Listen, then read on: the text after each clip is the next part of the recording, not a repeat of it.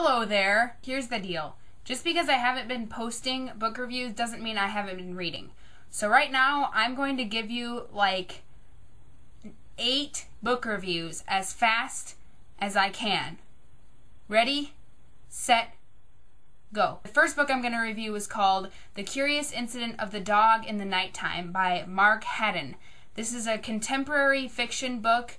It's not a young adult fiction, it's just like a regular fiction book. It's about a boy named Christopher Boone. He's 15 years old and he's autistic, and his neighbor's dog gets killed with a pitchfork, and he sets out to figure out who did it.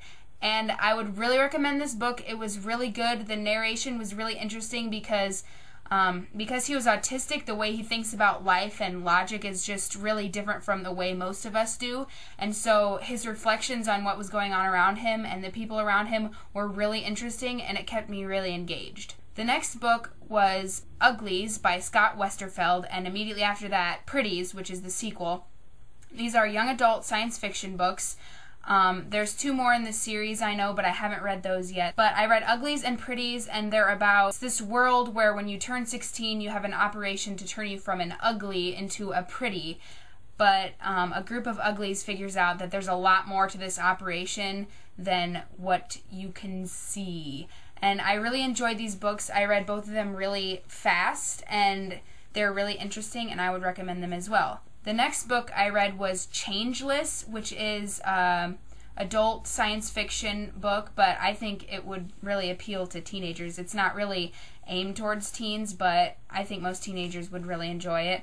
It's by Gail Carriger. I don't know how to say it. And it's the sequel to the book Soulless, so it was another sequel that I read. It's an alternate sort of paranormal historical sort of thing. It's Victorian England, but there's vampires and werewolves. The prose in these books is really unique. It reads sort of like a Jane Austen book, only a lot funnier, and I would highly recommend Changeless and its prequel Soulless, and the 3rd book in this trilogy comes out in the fall. The next book I read was Once, which is really different. It's by Gleitzman.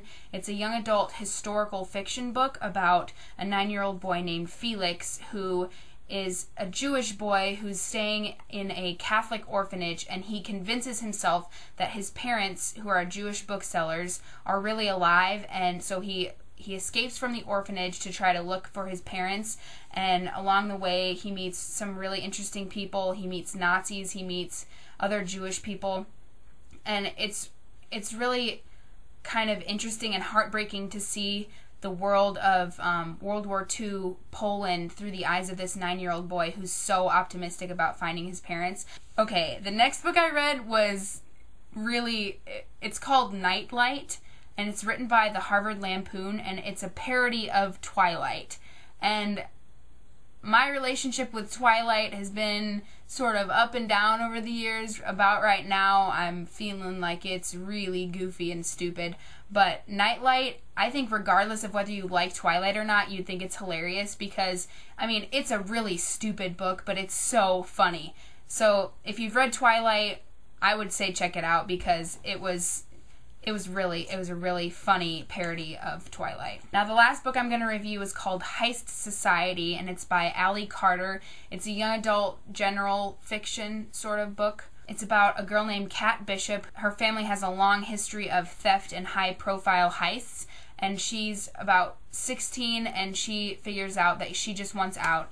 And so she's trying to get out of this life of heists and stuff. And as soon as she leaves, she immediately gets sucked back in to this lifestyle because her father gets wrongly accused of stealing some paintings from a very powerful man. So she needs to help him and try to steal the paintings back from whoever took them.